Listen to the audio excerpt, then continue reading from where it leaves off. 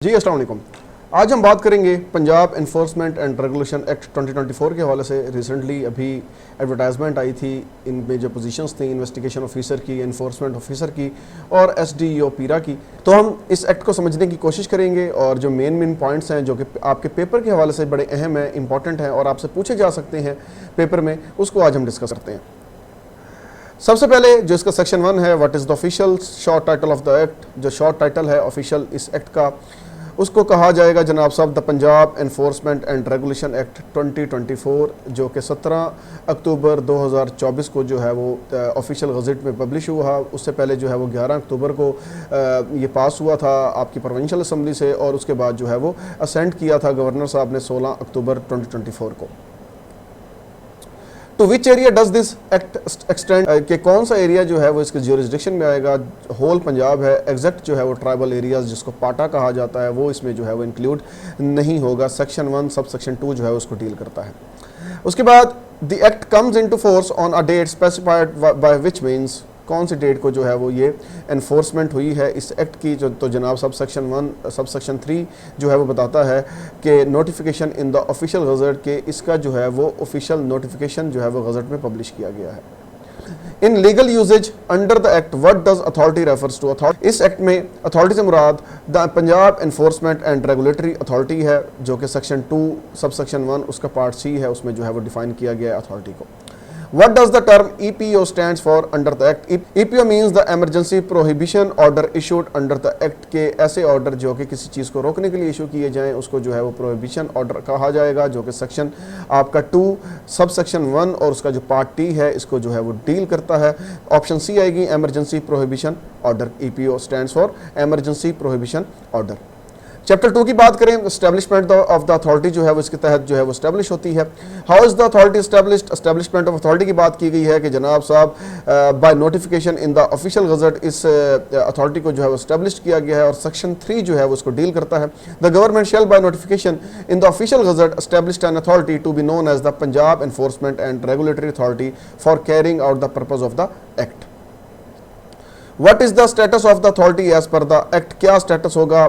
It has perpetual succession legal existence है जनाब साहब, फौरी तौर पर जो है इसको जो है वो लीगल कवरेज दी जाएगी। अ कॉमन सील है, इसकी एक प्रॉपर जो है वो स्टैंप होगी, मोहर होगी आपकी ये पीरा फोर्स की। एंड कैन सू और बी सूड, और इनके खिलाफ जो है वो लीगल एक्शन भी लिया जा सकता है कि अगर आप फॉर एग्जांपल अगर इंक्रोचमेंट हटाने गए हैं गवर्नमेंट की, अगर कोई बंदा ये कहता है कि ये एरिया जो है वो इंक्रोचमेंट में नहीं आता था लेकिन मेरे साथ ज्यादती की गई है, तो वो आपके खिलाफ जो है वो लीगल जो है वो क्या कहते हैं कार्रवाई कर सकता है। और कोई अगर ऑफिसर इन्वॉल्व होता है, करप्शन चार्जेस में इन्वॉल्व होता है, कोई पैसे लेता है, कोई रिश्वत लेता है, तो उसके ऊपर भी जो है वो लीगल मेजर्स जो है वो अडॉप्ट किए जाएंगे। तो लिहाजा सेक्शन 3 सब सेक्शन 2 जो है वो इसको डील करता है, जो कि कहता है कि status of the authority according to the act क्या होगा। Where is the headquarter of the authority located, Lahore में जनाब साहब इसका जो हेडक्वार्टर है वो लोकेट होगा पीरा का। Who serve as the chairperson of the authority, chief minister Punjab जो है वो चेयरपर्सन ऑफ द अथॉरिटी जो है वो सर्व करेगा, और जो फर्स्ट चेयरपर्सन ऑफ द पीरा अथॉरिटी हैं वो जनाब मौजूदा जो हमारी चीफ मिनिस्टर हैं मरीम नवाज साहिबा वो हैं। ये सवाल भी पूछा जा सकता है कि फर्स्ट जो क्या कहते हैं चेयरपर्सन कौन है इस अथॉरिटी की। Who is the vice chairperson of the authority, chief secretary Punjab जो है वो वाइस चेयरपर्सन होगा इस अथॉरिटी का। How many independent members including at least 1 female are appointed to the authority, section 4 sub section 1 part आई जो है इसका कहता है कि जनाब साहब 4 इंडिपेंडेंट मेंबर्स होंगे जिसमें 1 फीमेल मेंबर होगी to be appointed on the recommendation of the selection panel, जो कि इसके मेंबर्स कहलाएंगे। लिहाजा 4 मेंबर्स टोटल जो है वो इसको क्या कहते हैं इस अथॉरिटी में होंगे, इंक्लूड होंगे, इंडिपेंडेंट मेंबर्स की बात की गई है। Who provides secretariat support to the selection panel, इनको सेक्रेटरेट लेवल की सपोर्ट कौन फ्राहम करेगा, तो जनाब साहब डायरेक्टर जनरल जो डीजी होगा वो इनको ये सपोर्ट फ्राहम करेगा। इसको सेक्शन 5 सब सेक्शन 4 में जो है वो एड्रेस किया गया है। चैप्टर 3 की बात करते हैं, district enforcement and regulatory board के हवाले से है जनाब साहब which official serve as the chairperson of the district enforcement and regulatory board. अब डिस्ट्रिक्ट की बात होगी, पहले हम पंजाब लेवल को डिस्कस कर रहे थे, अब डिस्ट्रिक्ट की बात होगी। डिप्टी कमिश्नर जो है वो बेसिकली इसका चेयरपर्सन होगा। क्या कहते हैं इस अथॉरिटी का, रेगुलेटरी बोर्ड का चेयरपर्सन होगा डिस्ट्रिक्ट लेवल पे, जो कि सेक्शन 12 सब सेक्शन 1A जो है वो बताता है डिप्टी कमिश्नर के हवाले से। Who act as the member secretary of the district board, कौन मेंबर होगा जनाब साहब? एडिशनल कमिश्नर जो जर्नल है वो इसके मेंबर होंगे, सेक्शन 12 सब सेक्शन 1 पार्ट F। बेसिकली जो डिप्टी कमिश्नर होता है उसको 4 से 5 जो है वो एडिशनल कमिश्नर असिस्ट करते हैं, जिसमें सबसे पहले एडिशनल कमिश्नर रेवेन्यू होता है, additional commissioner finance and planning होता है, एडिशनल कमिश्नर जर्नल होता है, उसके बाद उसके अलावा भी कुछ एडिशनल कमिश्नर्स होते हैं, कंसोलिडेशन होता है, HR होता है, और जो बड़े डिस्ट्रिक्ट हेडक्वार्टर्स हैं वहाँ पे एडिशनल कमिश्नर हेडक्वार्टर साहब भी जो है वो बैठते हैं, तो लिहाजा ये असिस्ट करते हैं। तो इस पर पूछा गया है कि who act as the member secretary of the district board, तो लिहाजा जनाब साहब एडिशनल डिप्टी कमिश्नर जनरल जो है वो एक्ट करेंगे as a member secretary of district board के। Where is the district enforcement and regulatory board headquarter, इसका हेडक्वार्टर कहाँ होगा? जो डिस्ट्रिक्ट हेडक्वार्टर होगा वही इसका हेडक्वार्टर कहलाएगा, सेक्शन 12 सब सेक्शन 2 जो है वो बताता है। Which of the following is not a function of the district board under chapter 3? जनाब साहब इस डिस्ट्रिक्ट बोर्ड के कुछ फंक्शंस जो हैं वो एनालिस्ट किए गए हैं सेक्शन 14 में, जो कि पावर बताता है और फंक्शंस बताता है बोर्ड की। इस MCQs में पूछा गया कि कौन सा ऐसा फंक्शन नहीं है जो ये परफॉर्म नहीं कर सकते, तो जनाब साहब ये न्यू रेगुलेशंस जो हैं वो एनेक्ट नहीं कर सकते, यानी कोई नया एडिशन सेक्शन में नहीं कर सकता, क्योंकि ये जो मामला है ये नोयत है कानून साजी का, ये पंजाब लेवल पे ही होगा। The board is authorized to do all of the following except, कौन कौन से पावर्स एंड फंक्शंस हैं वही हमने बात की, सेक्शन 14 है इस बोर्ड के पावर एंड फंक्शंस बताता है। जनाब साहब अगर कोई क्या कहते हैं डिसिप्लिनरी केसेस हैं टू ट्रिब्यूनल्स में जो है वो फॉरवर्ड नहीं कर सकता। ये कुछ ऑप्शंस दी गई हैं, कंडक्ट कर सकता है सिचुएशनल असेसमेंट फॉर प्लानिंग को, मॉनिटर कर सकता है परफॉर्मेंस ऑफ एनफोर्समेंट स्टेशंस को, और रिकमेंड कर सकता है रिवार्ड्स फॉर आउटस्टैंडिंग कंट्रीब्यूशन को, जबकि ये फॉरवर्ड नहीं कर सकता disciplinary cases to tribunals. What ability does the board have regarding enforcement station? जनाब साहब ये अब बात की गई है कि क्या क्या एबिलिटीज़ हैं बोर्ड की रिगार्डिंग एनफोर्समेंट स्टेशन, क्योंकि हर एक तहसील में जो है वो एनफोर्समेंट स्टेशन जो है वो इस्टेब्लिश्ड होगा, तो उसका काम क्या होगा? D है जी, ऑल ऑफ दी सुपरवाइज कर सकता है, मोनिटर कर सकता है और रिव्यू कर सकता है देयर प्रोग्रेस एंड परफॉर्मेंस को, यानी बोर्ड जो है वो रिव्यू कर सकता है, मोनिटर भी कर सकता है, सुपरवाइज भी कर सकता है। सेक्शन 14 सब सेक्शन 2 का पार्ट B जो है वो इसको बताता है। Which composition components may the authority choose to include on a district board? कौन सा कंपोनेंट चूज कर सकती है कि जनाब साहब any other expert co-opted from public और private sector, यानी जो मेंबर है वो क्या कहते हैं आप प्राइवेट और पब्लिक सेक्टर से भी आप जो है वो चूज कर सकते हैं। ऑप्शन B है a co-opted appointed to a group और committee by the existing members expert from public और प्राइवेट सेक्टर से जो है वो लिया जा सकता है। सेक्शन 12 सब सेक्शन 1 पार्ट G जो है वो उसका बताता है। Which responsibility correctly matches the secretary of the board? Secretary of the board की क्या रिस्पॉन्सिबिलिटीज़ होती हैं जनाब साहब? ये सेक्शन 12 है, सब सेक्शन 10 है जो कि रिस्पॉन्सिबिलिटीज़ बताता है, जो कि उसकी रिस्पॉन्सिबिलिटी में जो अहम शामिल है और इस सेक्शन के मुताबिक शामिल है वो ये है कि providing secretarial support and performing secretariat functions जो है वो परफॉर्म करेगा। चैप्टर 4 जो है वो हेयरिंग ऑफिसर के हवाले से है कि जनाब साहब सुनवाई कौन करेगा, हेयरिंग ऑफिसर कौन होगा? कोई भी केस आता है एनफोर्समेंट स्टेशन में तो उसको कौन सुनेगा? Who appoints the hearing officer under the पीरा एक्ट 2024? हेयरिंग ऑफिसर को जो जनाब साहब सेक्शन 16 सब सेक्शन 1 के तहत जो है वो दी अथॉरिटी जो है वो हेयरिंग ऑफिसर जो है वो तैनात करेगी। What is the minimum basic scale required for someone to be appointed as a hearing officer? कि जनाब साहब दो चीज़ें वाजे हैं, या तो वो पास ग्रुप से हो, पब्लिक एडमिनिस्ट्रेटिव सर्विसेज से हो, या PMS ग्रुप से हो, प्रोविंशियल मैनेजमेंट सर्विसेज से, और उसका जो स्केल हो वो नॉट लेस देन 17 हो, तो लिहाजा वो अपॉइंट हो सकता है एज अ हेयरिंग ऑफिसर। कि within how many days must an offender और एग्रीव्ड पर्सन? ऑफेंडर कौन होता है? जो कोई क्राइम करता है, जबकि एग्रीव्ड पर्सन कौन होता है? जो कि मुतासिर हुआ हो उस क्राइम से।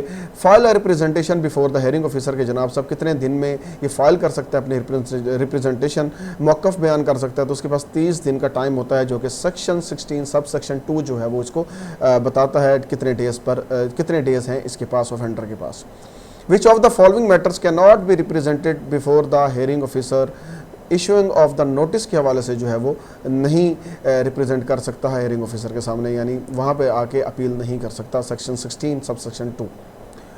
According to supplementary sources what is one permissible method of recording at a hearing before the hearing officer? क्या प्रोसीजर जो है वो अख्तियार किया जा सकता है अगर हेयरिंग ऑफिसर के सामने जो है वो बंदा पेश होता है? तो जनाब साहब ऑडियो वीडियो रिकॉर्डिंग जो है वो उसकी करना लाजिम होगी सेक्शन 17 सब सेक्शन 2 के तहत।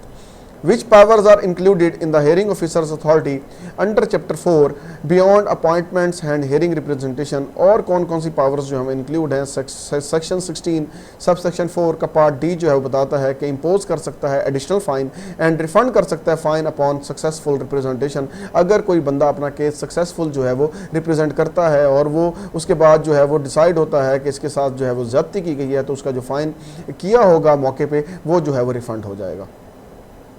चैप्टर 5 जो है एस्टेब्लिशमेंट ऑफ एनफोर्समेंट स्टेशन के हवाले से है कि जो एनफोर्समेंट स्टेशन हैं लाइक पुलिस स्टेशन, ये एनफोर्समेंट स्टेशन होंगे, ये कैसे एस्टेब्लिश्ड होंगे उसके हवाले से हम डिस्कस करते हैं। नंबर 1 है जी enforcement stations are established at which administrative level के जनाब सब डिवीजन लेवल के ऊपर जो है वो ये एस्टेब्लिश्ड होगा। सेक्शन 19 जो है वो इसको डील करेगा।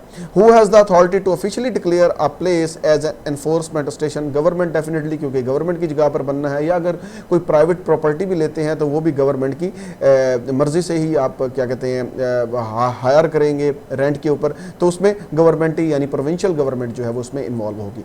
विच सेक्शन ऑफ द पीरा act deals with record keeping at the enforcement station? अब आपने रिकॉर्ड जो है वो कीपिंग करनी है, जो भी आपकी कॉरेस्पॉन्डेंस हो रही है, कंप्लाइंस हो रहा है विद डिफरेंट डिपार्टमेंट्स के साथ, तो जनाब सब सेक्शन 21 इस हवाले से जो है वो डील करता है कि आपने record keeping at the enforcement station जो है वो करनी है। The sub divisional enforcement officer position is covered under which section? कौन सी ये इसकी जो SDO की पोजीशन है, सब डिवीजनल एनफोर्समेंट ऑफिसर की पोजीशन है, ये सेक्शन 22 के तहत जो है वो कवर होती है, जो कि बताता है इसकी क्वालिफिकेशन क्या होगी, इसका रैंक क्या होगा और इसके अख्तियारात जो हैं वो क्या होंगे। The role of the enforcement officer is described in which section? जबकि एनफोर्समेंट ऑफिसर जो है उसके लिए जो है वो सेक्शन 23 है, वो एनफोर्समेंट ऑफिसर को सिर्फ डील करता है। Which section pertains to the duties of the enforcement officer? Enforcement officers की ड्यूटीज क्या होंगी उसके लिए सेक्शन 25 मौजूद है, जो कि बताता है कि एनफोर्स कर सकता है लॉज को स्पेसिफाइड इन द शेड्यूल, जो भी इस एक्ट के एंड में शेड्यूल दिया गया है कि क्या क्या ड्यूटीज होंगी उसके मुताबिक, and prevent the commission of violations और ऑफेंसेस, और प्रिवेंट कर सकता है कोई भी अगर क्राइम हो रहा हो। एप्रीहेंड कर सकता है any person whom he is legally authorized to apprehend it and for whose apprehension sufficient ground exist, और गिरफ्तार भी कर सकता है जिसके उसको अख्तियारात दिए गए होंगे कि वो उस बंदे को गिरफ्तार कर सकता है। Obey and promptly execute all orders, और फ़ौरन जो है वो अमल दरामद करेगा जो भी कॉरेस्पॉन्डेंस जो है वो हाई अप से आएगी, कोई भी ऑफिशियल कॉरेस्पॉन्डेंस आती है कि उसको क्या कहते हैं डिसमिनेट करने का भी पाबंद होगा। एड कर सकता है एंड कॉपरेट करेगा with other agencies for the prevention of offences, के किसी भी क्राइम को रोकने के लिए अदर सिस्टर एजेंसीज के साथ भी जो है वो कॉपरेट करेगा। सेक्शन 25 के तहत सेक्शन 25 के तहत जो है उसकी ड्यूटीज ऑफ एनफोर्समेंट ऑफिसर जो है वो बताई गई हैं। The investigation officers power and functions are laid out in which section? Investigation officer, उसके बाद आ जाता है कि जनाब साहब सेक्शन 26 डील करता है इन्वेस्टिगेशन ऑफिसर के हवाले से कि उसकी क्या ड्यूटीज़ होंगी और क्या कहते हैं वो चीज़ें सर अंजाम देगा। Section 28 introduce which of the following institutional structure? Enforcement squad जो बनेगा जिसमें सर्जेंट्स होंगे, इन्वेस्टिगेशन ऑफिसर होगा, एनफोर्समेंट ऑफिसर होगा, वो किस सेक्शन के तहत जो है वो तश्कील दिया जाएगा? एनफोर्समेंट स्क्वाड सेक्शन 28 के तहत जो है वो तश्कील दिया जाएगा। What does section 29 of the act address? Administration of the squad, कि उसकी एडमिनिस्ट्रेशन जो है वो किसके ज़िम्मे होगी? तो एडमिनिस्ट्रेशन ऑफ द स्क्वाड जो है the DG shall exercise in respect of the squad such powers as may be prescribed by the authority, जो भी अथॉरिटी ने उसको पावर्स दी होंगी DG साहब को उसके मुताबिक जो है वो प्रिस्क्राइब करेगा। Members of the squad shall exercise such powers and perform such functions as may be prescribed by the authority, यानी जब पीरा एक्ट में चीज़ें मेंशन की गई हैं वही उनकी ज्यूरिसडिक्शन है, उससे जो है वो हट कर कोई ड्यूटीज़ परफॉर्म नहीं कर सकते। Which section pertains to the role of the prosecutor in the enforcement station? जनाब साहब प्रोसिक्यूटर भी जो है वो लाजमी होगा, एक लीगल प्रोसिक्यूटर होता है जो कि लीगल मामलात को देखता है। सेक्शन 30 के तहत जो है वो प्रोसिक्यूटर जो है वो होगा। चैप्टर 6 जो है वो अरेस्ट के हवाले से है, सेक्शन 31 और सेक्शन 33 जो है वो इसको डील करते हैं। According to section 32 what is the maximum time allowed to produce an arrested person before a magistrate? ये 24 आवर्स का टाइम होता है। अगर आप किसी बंदे को गिरफ्तार कर लेते हैं तो आप पर लाजिम है कि आप विद इन 24 आवर्स जो है वो मजिस्ट्रेट के पास उसको पेश करने के पाबंद होंगे, और फिर फर्दर प्रोसीजर चलेगा, क्या उसको रिमांड लिया जाएगा या उसकी ज़मानत जो है वो मंजूर होगी। हर जगह पे ही होता है। अगर पुलिस की बात की जाए तो वहाँ पर भी ऐसे ही सिस्टम होता है कि 24 आवर्स में आपको पेश करना होता है। Under section 32, who is responsible for registering the FIR after an arrest under the पीरा एक्ट 2024, कौन जो है वो मजाज अथॉरिटी है जो कि FIR फर्स्ट इंफॉर्मेशन रिपोर्ट जो है वो रजिस्टर्ड करेगी। तो वो SDO के पास अख्तियारात दिए गए हैं FIR रजिस्टर्ड करने के। Which of the following is not a valid ground for arrest under section 31 of the PIRA Act 24? जनाब सब पावर टू अरेस्ट की बात की गई है सेक्शन 31 में कि कब कब आप जो है वो अरेस्ट कर सकते हैं, तो लिहाजा उसमें कुछ चीज़ें हैं, 7 जो है वो पॉइंट्स मेंशन किए गए हैं।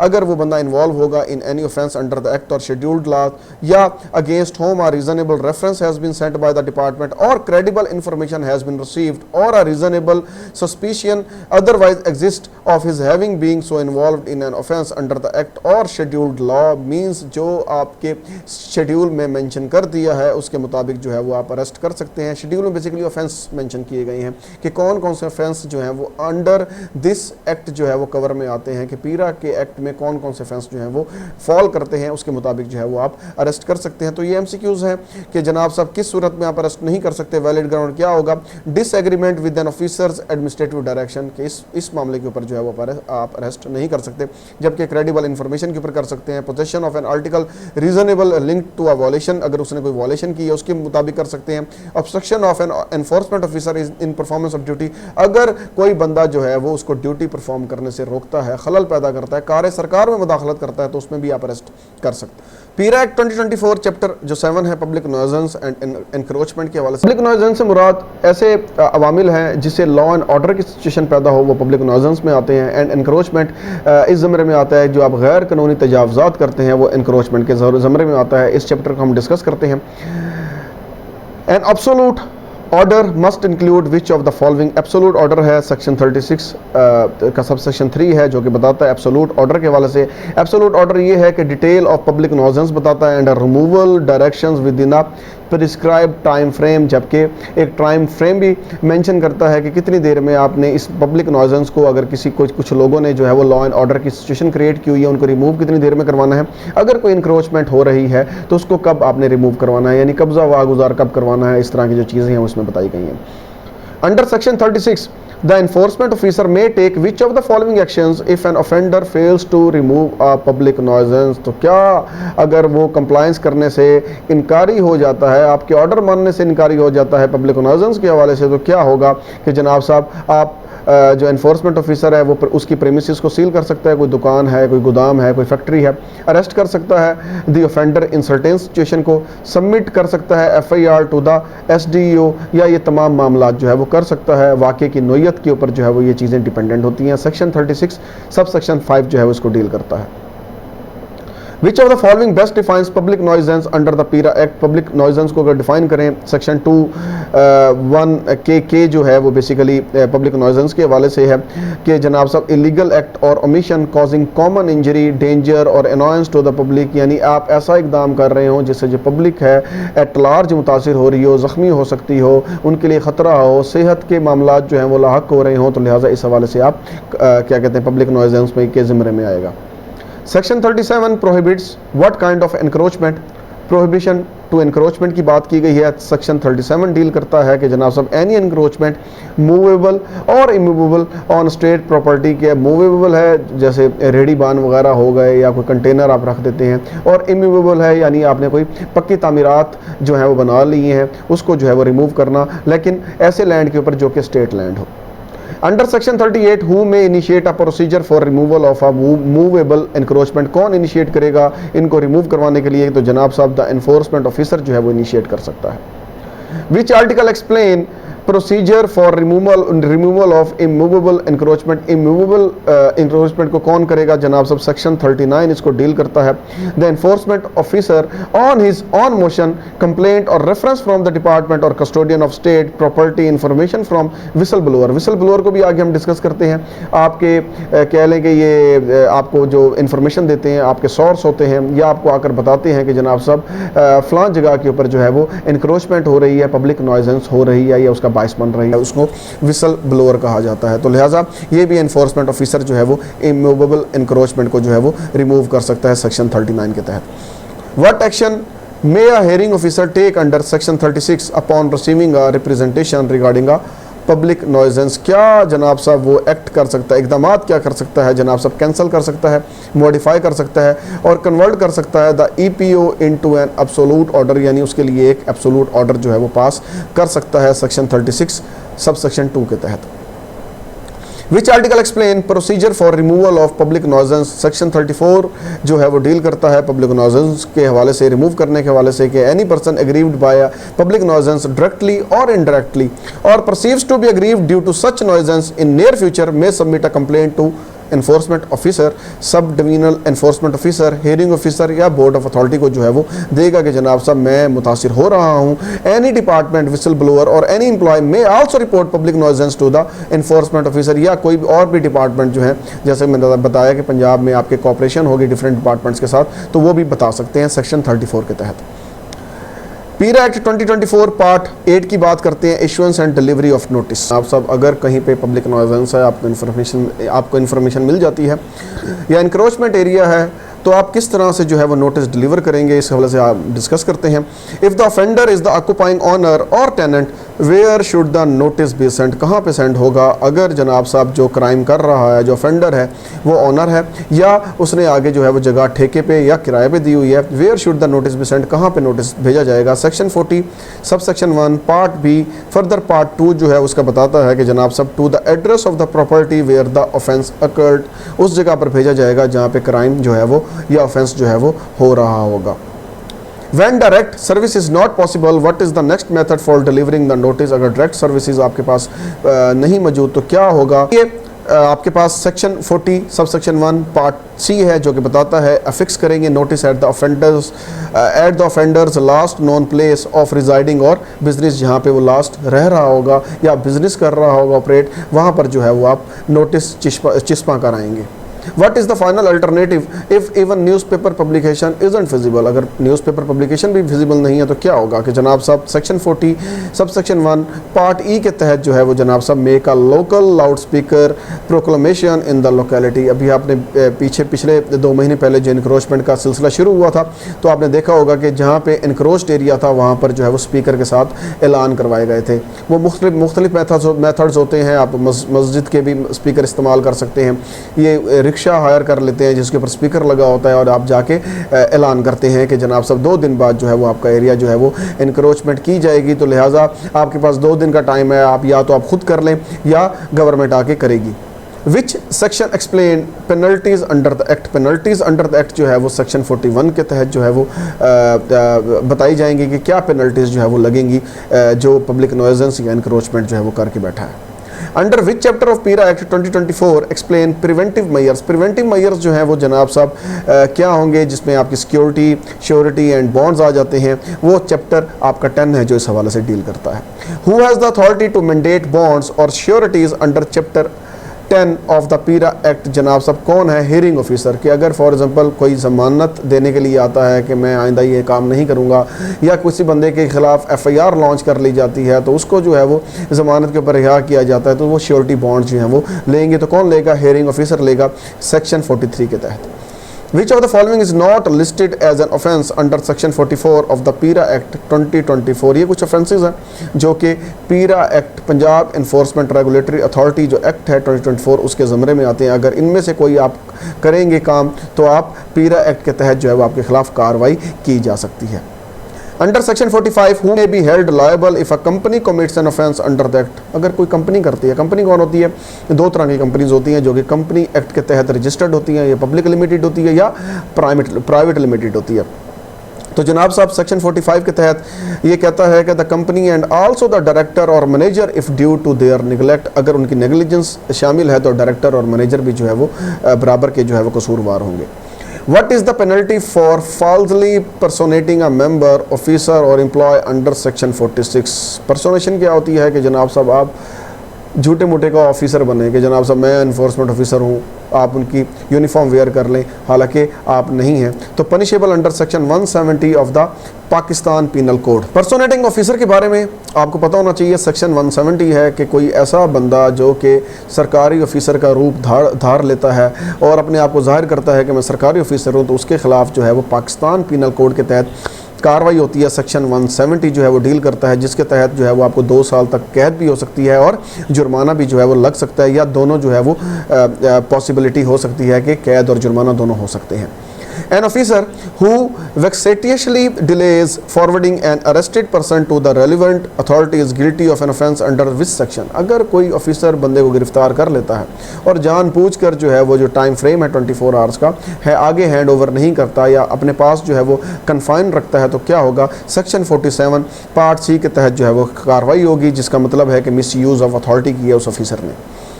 Who may initiate an inquiry under chapter 12 of the पीरा एक्ट 2024। कौन इंक्वायरी उसके खिलाफ इनिशिएट करेगा, जनाब सब अथॉरिटी कर सकती है, बोर्ड कर सकता है, हेयरिंग ऑफिसर, सब डिविजनल एनफोर्समेंट ऑफिसर और एनफोर्समेंट ऑफिसर जो है वो कर सकते हैं। सेक्शन 48 डील करता है इसे। If the findings of an inquiry prove the allegations, what happened next. अगर एलिगेशन साबित भी हो जाती हैं उसके ऊपर तो क्या होगा, the matter is referred to the sub divisional enforcement officer for proceedings and penalty. उसके बाद जो है STO जो है वो फर्दर प्रोसीड करेगा और पेनल्टी जो है वो आयद करेगा। विच of the following statements about offences under the पीरा एक्ट 2024 इज करेक्ट। कि जनाब साहब ये कॉग्निजेबल है और यानी ये कॉग्निजेंस ऑफ ऑफेंस की बात है, यानी कह लें कि ये जो ऑफेंसेस होंगे जो पीरा एक्ट के ज़मरे में आएंगे ये काबिल दस्त अंदाजी होंगे और नॉन बेलेबल होंगे, कि इनकी ज़मानत भी जो है वो नहीं होगी। Which authority is empowered to register an FIR under the PIRA Act 2024 when the offence is evident। अगर आपको पता लग जाता है कि एविडेंस मिल जाता है कि जनाब साहब इसने वाकई एक्ट किया है, तो जनाब साहब सब डिविजनल ऑफिसर की हमने पहले बात की थी, जो SDO है वही जो है वो मजाज अथॉरिटी है FIR रजिस्टर्ड करने की। तो section 49 sub section 2 part D कहता है कि जो कॉग्निजेंस ऑफ ऑफेंसेस है कि जब एविडेंस मिल जाएंगे कि इसने वाकई जुर्म किया है तो SDO साहब जो है वो लॉन्च कर देंगे FIR। Who has the authority to impose fines or take other actions under the act। कौन अथॉरिटी है जो कि फाइन इम्पोज कर सकता है या अंडर एक्शन टेक कर सकता है। एनफोर्समेंट ऑफिसर या एंड हेयरिंग ऑफिसर जो है वो सेक्शन 49 सब सेक्शन 3 के तहत जो है वो ये काम कर सकते हैं।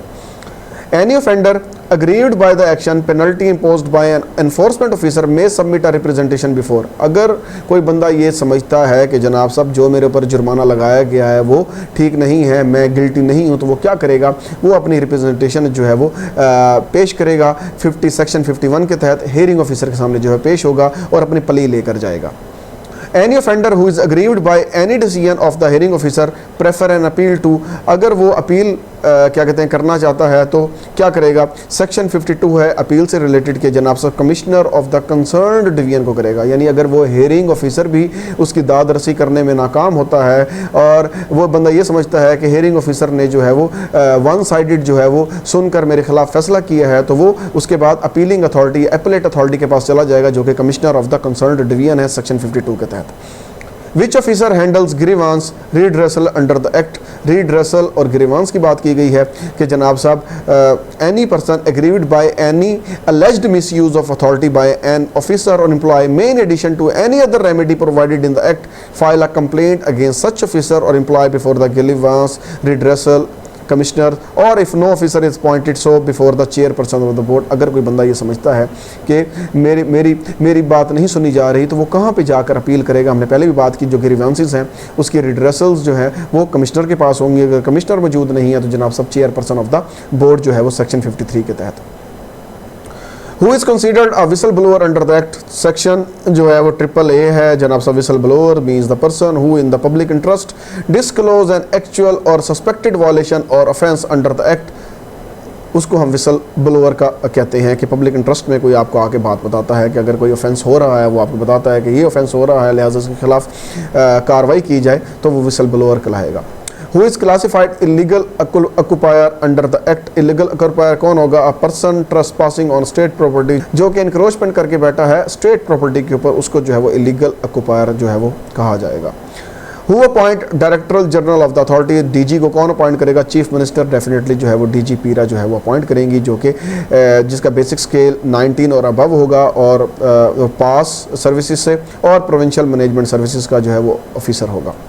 विच panel is responsible for selecting independent members of authority. कौन सा पैनल जो है वो रिस्पॉन्सिबल है जो सेलेक्ट करेगा इंडिपेंडेंट मेंबर ऑफ अथॉरिटी, जिनकी तादाद हमने पहले की थी कि 4 तादाद है इनकी। सिलेक्शन पैनल की बात की गई है, एक सिलेक्शन पैनल है सेक्शन 5 के तहत, वो जो है वो सिलेक्ट करेगा। Under the act who is deemed to be the lead regulator, authority जो है वो लीड रेगुलेटर होगी, कोई चेंजेस होती हैं या कोई न्यू रिव्यू करते हैं और किसी लॉ को रिपील किया जाता है, सेक्शन को रिपील किया जाता है, तो वो अथॉरिटी ही करेगी। Who has the power to assign the regulatory functions to authority, local government जो है वो डेफिनेटली जो है वो इफ़ म्यूचुअली एग्रीड जो है वो रिस्पॉन्सिबल होगी। What mechanism can be used distribute regulatory powers between the authority and another regulatory body, memorandum of understanding, अगर पीरा अथॉरिटी समझती है कि किसी डिपार्टमेंट के साथ जो है वो हमें मिलकर चलना चाहिए तो वो MOU मेमोरेंडम ऑफ अंडरस्टैंडिंग जो है वो साइन करेगी। What kind of directive can the government issue to authority, क्या डायरेक्टिव इशू किया जा सकता है? सेक्शन 55 के तहत पॉलिसी डायरेक्टिव जो है वो इशू किया जा सकता है। Who is required to assist the authority in discharging its duties, तो जनाब साहब असिस्टेंस टू अथॉरिटी 57 सेक्शन है जनाब साहब, all executive authority law enforcement agencies every person जो है वो रिक्वायर होगा to assist the authority in discharging its duties, यानी पुलिस की ज़रूरत पड़ती है तो वो बुला सकती है, ज़िला इंतज़ामिया की कहीं भी ज़रूरत पड़ती है तो वो कॉल कर सकती है। In what form can a whistle blower disclosure be made, अगर विसल ब्लोअर की आपने डिस्क्लोज करना है उसकी क्या लें कि शनाख्त को, तो क्या होगा? In writing and electronic form जो है सेक्शन 58 सब सेक्शन 2 जो है उसको डील करता है। Who initially assess the information in a whistleblower disclosure, hearing officer जो है वो assess करेगा सेक्शन 58 सब सेक्शन 4 के तहत। What happens if the hearing officer finds the whistleblower disclosure valid, अगर उसकी जो उसने इंफॉर्मेशन डिस्क्लोज की है वो वैलिड है तो जनाब साहब it is refer to SDO within 24 hours section 58 sub section 5 के तहत। What reward may a successful whistleblower have received, क्या रिवॉर्ड दिया जाएगा? उसने आपको आके इन्फॉर्मेशन दी है जनाब साहब, तो क्या आप क्या कहते हैं उसको एप्रिसिएशन कैसे करेंगे? Reward from the fund and certificate of appreciation जो है उसको दिया जा सकता है। What penalty can be imposed for false whistle blower disclosure, अगर कोई आपको गलत इन्फॉर्मेशन देता है तो उसके खिलाफ भी एक्शन होगा कि जनाब साहब इम्प्रिजनमेंट अप टू 1 ईयर की जा सकती है या उसको 1 लाख जुर्माना जो है वो किया जा सकता है या दोनों जो है वो किए जा सकते हैं। What is the duty of the local headman and चौकीदार अंडर दिस एक्ट, जो विलेज में हेडमैन होते हैं, नंबरदार कहा जाता है, या जो चौकीदार होते हैं उनकी क्या ड्यूटी होगी? उनका भी यही काम होगा to assist the authority and report offence in writing, के इन राइटिंग में जो है वो असिस्टेंस करेंगे। To whom does the enforcement officer send the cost report, किसको सेंड करेगा कॉस्ट ऑफ एनफोर्समेंट के? जनाब सब इतने अखराजात हमारे जो हैं वो इस मामले पे आए हैं, इस मैटर पे आए हैं, तो हेयरिंग ऑफिसर थ्रू SDO जो है वो फॉरवर्ड करवा के हेयरिंग ऑफिसर के पास भेजेगा। Who certify the cost of enforcement before approval, कौन सर्टिफाई करेगा? The sub divisional enforcement officer certify करेगा और फिर वो हायरिंग ऑफिसर को भेजेगा सेक्शन 64 सब सेक्शन 2 के तहत। How is the cost of enforcement recovered from offender, किस तरह से जो है वो कॉस्ट ऑफ एनफोर्समेंट जो है वो जिसने क्राइम किया उसे रिकवर की जा सकती है? सेक्शन 64 सब सेक्शन 4 है, द एनफोर्समेंट ऑफिसर जो है वो रिकवर करेगा। What happened if the cost of enforcement does not pay by the offender, अगर वो पे नहीं करता तो क्या होगा? The cost is recovered from the sale of confiscated goods, जो उसके जो अशिया हैं वो कब्ज़े में ली होंगी उनको जो है फ़रोख्त करके जो है वो एनफोर्समेंट कॉस्ट जो है वो पूरी की जाएगी सेक्शन 64 सब सेक्शन 5 के तहत। Who is entitled to receive the investigation cost, कौन entitled है? इन्वेस्टिगेशन ऑफिसर डेफिनेटली जो है वो entitled है सेक्शन 65 के तहत कि वो इन्वेस्टिगेशन कॉस्ट जो है वो रिसीव करेगा। Under what condition can a fine be refunded, अगर फाइन रिफंड करना है तो क्या होगा? सेक्शन 67 जो है वो इसको डील करता है ऑन अ सक्सेसफुल अपील और रिप्रेजेंटेशन, अगर वो सक्सेसफुल हो जाता है, कोई बंदा जो है कहता है मैंने क्राइम नहीं किया, मेरे साथ ज़्यादती की गई है, मुझे फ़ाइन ऐसे ही लगाया गया है, तो उसका रिफंड होगा सेक्शन 67 के तहत। What additional cost must an illegal occupier pay besides fine, उसके अलावा एडिशनल कॉस्ट भी पे करेगा या नहीं करेगा? सेक्शन 68 कहता है बिल्कुल जनाब साहब, रेंट ऑफ स्टेट प्रॉपर्टी जो है वो पे करने का पाबंद होगा। What is the name of the fund established under this act, उसको फंड ही कहा गया है, Punjab enforcement and regulatory authority fund कहा गया है, जो कि सेक्शन 69 डील करता है। Which of the following is a source of money for the fund, government allocate करेगा, जो भी ये बजट बनाकर भेजेंगे उसमें जो है वो अप्रूवल होगी, जो भी फाइनेंशियल ईयर होगा। Who may be authorized to withdraw and disperse specific amounts from the fund, hearing officer के पास जो है वो बेसिकली ये DDO पावर्स जो है वो डिस्पर्समेंट जो पावर्स हैं वो दी गई हैं कि डिस्प्लेस भी कर सकता है, डिस्पर्स भी कर सकता है फंड को। If the authority faces a revenue deficit who will provide the necessary fund, अगर आप खसारे में चले गए और फंड की अशद ज़रूरत पड़ गई तो कौन करेगा? The government from its revenue और अदर सोर्सेज जो है वो मिसलेनियस से आपको दे सकता है, जो आपका डिस्ट्रिक्ट का हेड होगा सेक्शन 69 सब सेक्शन 6 के तहत। Who prepares the budget for the authority, budget कौन प्रिपेयर करेगा? द ऑथोराइज्ड ऑफिसर जो है वो प्रिपेयर करेगा, जो भी इस एक्ट के तहत ऑथोराइज्ड ऑफिसर है। Who approves the budget of the authority, the government definitely approve करेगी बजट, सेक्शन 71 इसको डील करता है। Who conduct the annual audit of the authority, इसका ऑडिट कौन करेगा कि बजट सही यूटिलाइज हुआ या नहीं हुआ? तो ऑडिटर जनरल ऑफ पाकिस्तान जो है वो इसको सेक्शन 72 के तहत जो है वो ऑडिट करेगा। When must the authority submit it's annual report, जनाब साहब ये अपनी परफॉर्मेंस रिपोर्ट भी जमा करवाएगी, एनुअल रिपोर्ट भी सबमिट करवाएगी with in 3 months after the close of the financial year, के जैसे ही फाइनेंशियल ईयर आपका फाइनेंशियल ईयर है जो बेसिकली 1 जुलाई से शुरू होता है और 30 जून तक जाता है, तो जनाब साहब इस दौरान कि जो पहले 3 महीने होंगे उसमें वो रिपोर्ट जमा करवाने का जो है पाबंद होगा जैसे ही पिछला फाइनेंशियल ईयर जो है वो क्लोज होता है। Where must the government present the annual report, कहाँ प्रेजेंट करेगा? प्रोविंशियल असेंबली में डेफिनेटली परफॉर्मेंस जो है वो बताई जाएगी। Section deals with the delegation of power under PERA act 2024, delegation of power है कि किसको डेलीगेट की गई हैं पावर्स, सेक्शन 74 के तहत जो है वो डेलीगेशन ऑफ पावर्स जो है वो की गई हैं पीरा एक्ट की। Under which section of the Pakistan penal code are these individuals deemed public servant, public servant जो है वो डेफिनेटली डिफाइन किया गया है पाकिस्तान पीनल कोड 1860 में। सेक्शन 21 जो है वो डील करता है कि पब्लिक सर्वेंट कौन होगा, जबकि यहाँ पे सेक्शन 75 जो है वो इंक्लूड किया गया पब्लिक सर्वेंट्स के हवाले से, जबकि उनको डिफाइन किया गया है पीपीसी सेक्शन 21 के तहत। Who is protected under the indemnity clause, indemnity की हम बात करते हैं सेक्शन 76 है कि आप अगर किसी ऑफिसर ने इन गुड फेथ कोई इकदाम किया है और वो इकदाम जो है वो एट लार्ज आप समझते हैं कि ये कोई ऑफेंस के ज़मरे में आता है तो उसके खिलाफ कोई एक्शन नहीं लिया जाएगा। The government of the authority, board members and employees जो हैं वो इनको हक हासिल है। Who has the power to make rules for the act, power to make rules government ही बनाएगी, 78 सेक्शन इसको डील करता है। तो बेसिकली ये कुछ अहम MCQs हैं, अहम पॉइंट्स हैं पीरा एक्ट के हवाले से। ये मैंने स्लाइड्स इसलिए बनाई हैं ताकि आपकी बेटर अंडरस्टैंडिंग हो सके। आपका इस लॉ के हवाले से कोई भी सवाल है कमेंट सेक्शन में आप पूछ सकते हैं, कोई भी एम्बिग्विटी है इस हवाले से आप पूछ सकते हैं। शुक्रिया।